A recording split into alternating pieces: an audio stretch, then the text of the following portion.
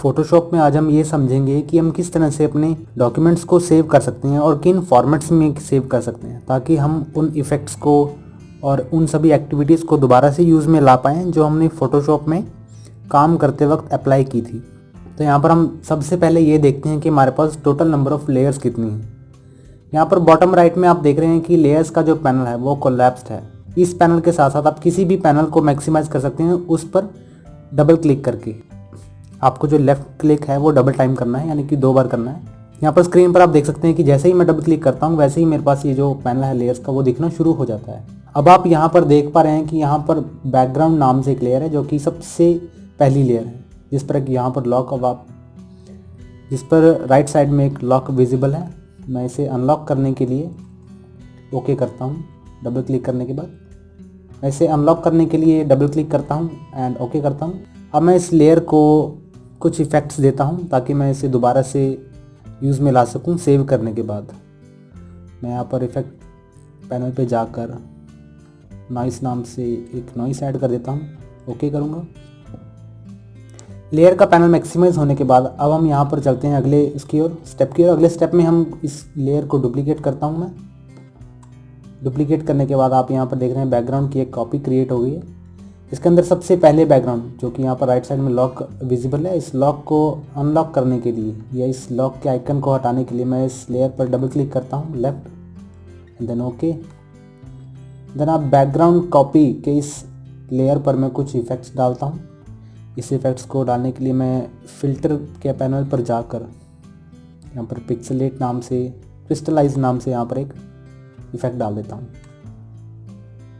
अब यहाँ पर आप इफ़ेक्ट देख सकते हैं ग्रेटेस्ट क्रिस्टलाइज का। इसके बाद अगर आप इस लेयर को हाइड करते हैं तो आप बैकग्राउंड में इस लेयर की विजिबिलिटी को देख पाएंगे जिस पर किसी भी तरह का इफेक्ट नहीं लगा हुआ। मैं इसे विजिबल करता हूँ एंड देन सेव करता हूँ। इसमें सेव करने के लिए मुझे फाइल पैनल में जाकर सेव एज के ऑप्शन पर क्लिक करना होगा। लेकिन अगर मैं इस इमेज के इफेक्ट को दोबारा से यूज़ करना चाहता हूँ तो मैं यहाँ पर .psd फॉर्मेट को सिलेक्ट करूँगा एंड देन सेव एज।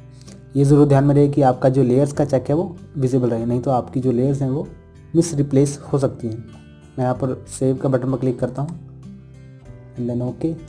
इसके साथ साथ अब मैं इस लेयर पर दोबारा क्लिक करने के बाद इसे एक अलग फ़िल्टर देता हूँ, इसे एक अलग इफ़ेक्ट देता हूँ जिस पर मैं शार्पन के इफेक्ट को अप्लाई करूँगा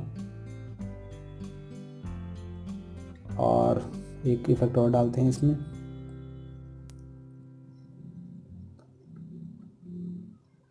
मौसिया के नाम से मैं ओके करता हूँ। देन आप यहाँ पर ये इफेक्ट दे सकते हैं।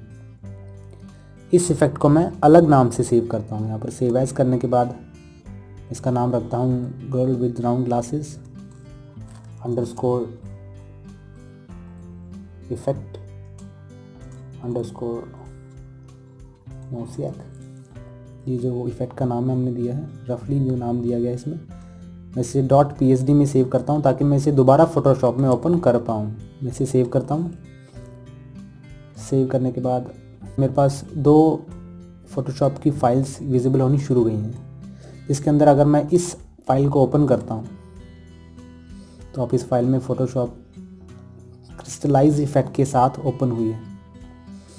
और अगर मैं इसके साथ वाली इफ़ेक्ट को यानी कि साथ वाली फ़ाइल को ओपन करता हूँ तो आप यहाँ पर मोसियक फाइल जो कि पहले से ही ओपन है, ये ओपन हो गई है हमारे पास।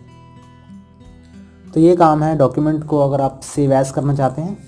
अब चलते हैं इमेज के फाइल फॉर्मेट की तरफ कि आप किन किन फॉर्मेट्स में इमेज को सेव। कि मैं अगर इस इमेज को .psd की बजाय png या jpg में करता हूँ तो हम क्या इफेक्ट देख पाते हैं। ऐसे फाइल पैनल में जाकर सेव एज के बटन पर क्लिक करता हूँ एंड देन यहाँ से png सिलेक्ट करता हूँ। png से करने के बाद मैं यहाँ पर मोसियाक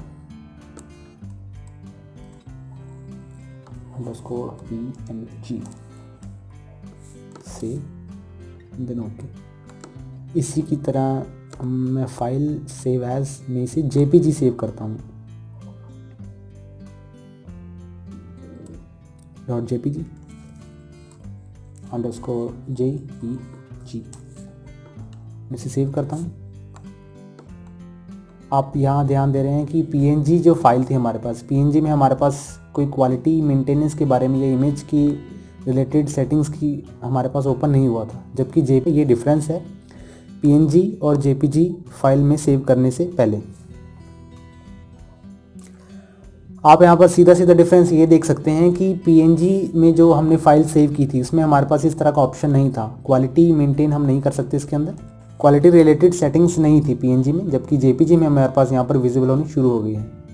आप यहाँ पर अलग अलग तरह से इमेज को सेव कर सकते हैं। अगर आप इमेज को ब्लैक एंड वाइट दिखाना चाहते हैं तो आप इन ऑप्शंस पे ट्राई करें। अगर आप ग्रे या किसी भी तरह का ऐसा इफेक्ट या कोई कस्टमाइज इफेक्ट डालना चाहते हैं तो आप इस पर क्लिक करें। लेकिन मैं इसकी क्वालिटी को भी यहाँ से मैनेज कर सकता हूँ, हाई, लो, मीडियम, मैक्सिमम। लेकिन JPG में ऑलमोस्ट बाय डिफ़ॉल्ट जो क्वालिटी रहती है वो 8 पिक्सल्स की रहती है। एंड आप इस एरो से मूव कर सकते हैं। यहाँ पर बेस लाइन यहाँ से चेंज कर सकते हैं। इसके बाद मैं जब इसे ओके करता हूँ तो आप JPG की फ़ाइल को यहाँ पर फाइल एक्सप्लोरर में देख पाएंगे। हमारे पास ये जो फाइल है ये JPG के नाम से, जो कि आप यहाँ पर देख रहे हैं, और ये जो फाइल है ये PNG के नाम से। तो ये दोनों में ज़्यादा डिफरेंस नहीं होता। जबकि आप PNG की जो फाइल फॉर्मेट है, PNG का फाइल फॉर्मेट अधिक साइज़ में यानी हाई साइज़ में सेव होता है, जबकि JPG में ऐसा नहीं होता, वो कम साइज़ में ज़्यादा से ज़्यादा पिक्सल्स कवर करने की कोशिश करता है। तो ये थे एक इमेज को सेव करने के कुछ ऑप्शन। ऐसे कई सारे ऑप्शंस और भी हैं जिसे हम बाकी की कुछ वीडियोस में देखेंगे। लाइन बाय लाइन आप इसे देख सकते हैं।